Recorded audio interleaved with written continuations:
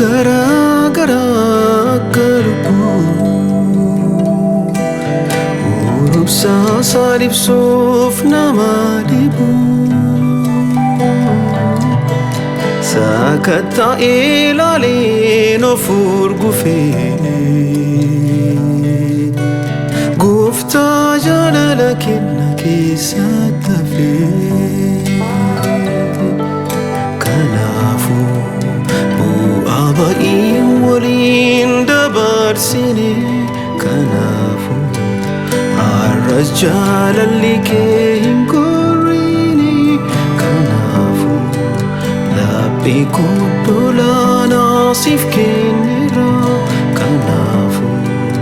wada baran waliti damnira namni waan mararfatuuf maqaa gaarii baasa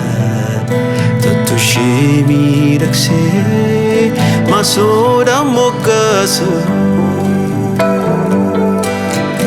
maal jedheen Yesuus koo weddisa maqaa kee hubannaa sammuu koo caaleera oolmaan kee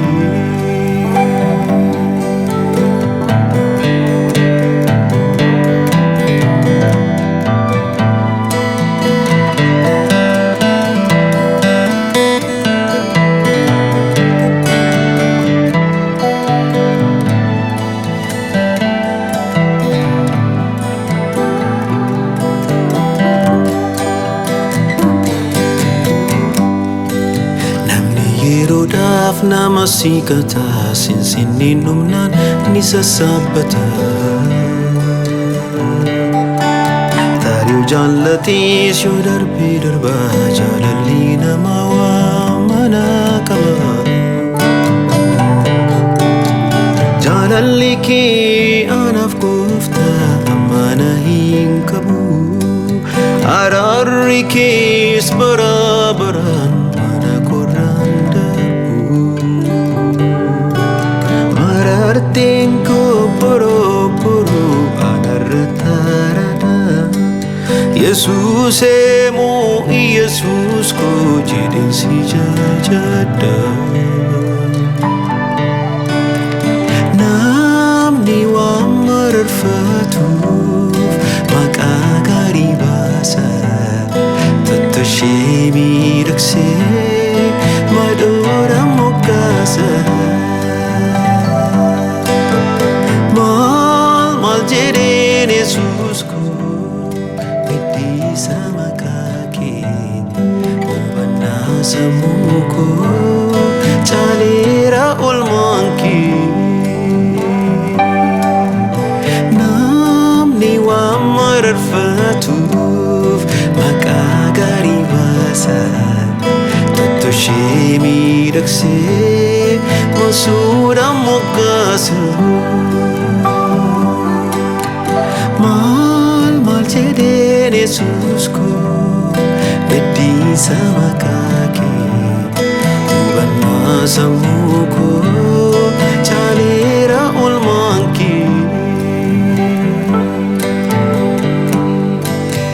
badhaadhummaan firaa namaaf baasa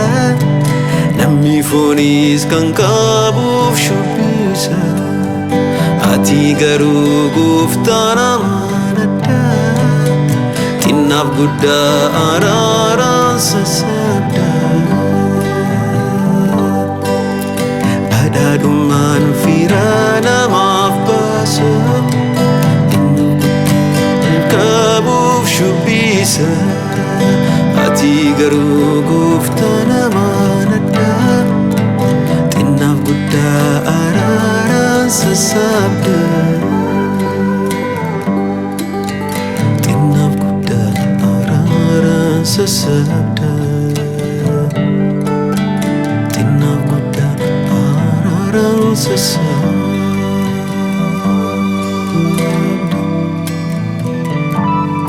kanaafuu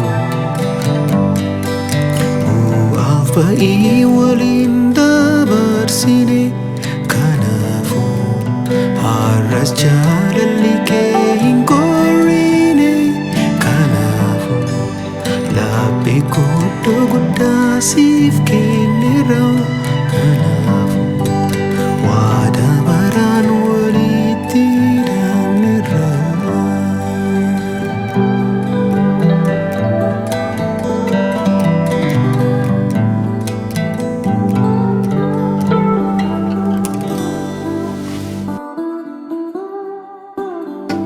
Waaqayyo si eebbisu, barri keessan haa eebbifamu. Kiristoosiin maqaa biyya lafaa keessa jiru hundumaan yoo waamne hin quufnu. Jaalala isa jalqabaa gaafa Kiristoosin argattan isaan mana Waaqayyo keessatti jajjabaadhaa. Waaqayyo isin eebbisu, eebbifamaa.